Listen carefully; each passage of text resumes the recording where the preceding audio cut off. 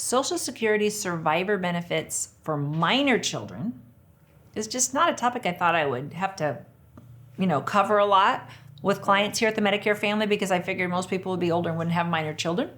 But I'm very shocked how many people do. Not even talking about how many people are raising their grandkids, but let's just talk about naturally born, biological, or adopted children of a deceased worker.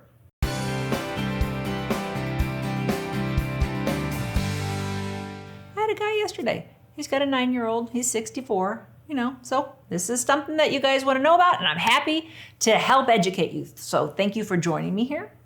And Social Security survivor benefits for minor children.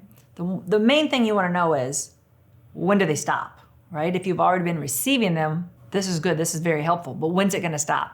And it's going to stop when that last minor child graduates high school, okay? So we normally say at age 18, but if your kid's birthday is in the middle of the year and they haven't graduated yet, they could end up being 19. So in general, when they graduate high school, the money stops. How much money does a child get if the worker, the parent dies? And that depends on how much the parent paid in, how much they paid into the system. And then if they were already drawing benefits, did they elect to draw reduced benefits? Did they take their Social Security early so that they got a reduced amount? The kid, the minor child, is going to get 75% of what that parent was getting. Like I said, if they were already drawing retirement, it's that reduced amount if they took it early, or what they would have gotten. So that's the number that you want to know. 75% of what the parent could have gotten. And it's going to stop when they graduate high school. And a normal father dies and he's got 3 kids. Then those kids are all going to get a benefit off of his work history. There's a maximum amount that Social Security will allow to be drawn off of one worker's work history, okay?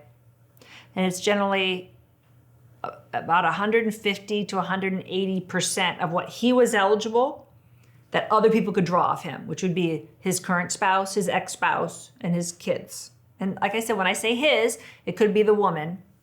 These are interchangeable: widow, widower, whatever. And, it hits kind of home to me because my mom was raised Amish, where, all of her friends and cousins, they all have 12, 14, 16 kids.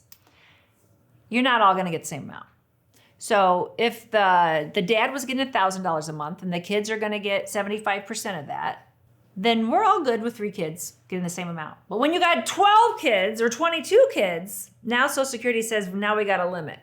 So the older kid doesn't get more, or the younger kid doesn't get more. They're all going to get the same amount until they're 18, but it's all going to be reduced. Everybody will be reduced to the same amount to fall under that limit that Social Security has to pay out on one person.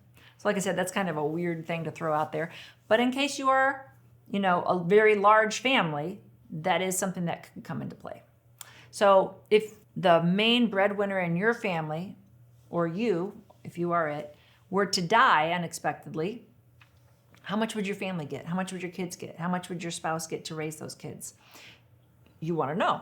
The way to find out is you have to go to Social Security and ask them. And they can't give you advice, but they can tell you what these numbers look based on the work history that you have to date. Or you can go to socialsecurity.gov, ssa.gov, and set up a free account. And then you can see, because they have your work history, you've paid those taxes every week, right? You could see if you became disabled today, how much could you earn? How much would your kids get? If you passed away today, how much would your spouse get? Your widow, your widower, your ex-spouse, and your kids. So thank you for watching the video. I hope it was helpful.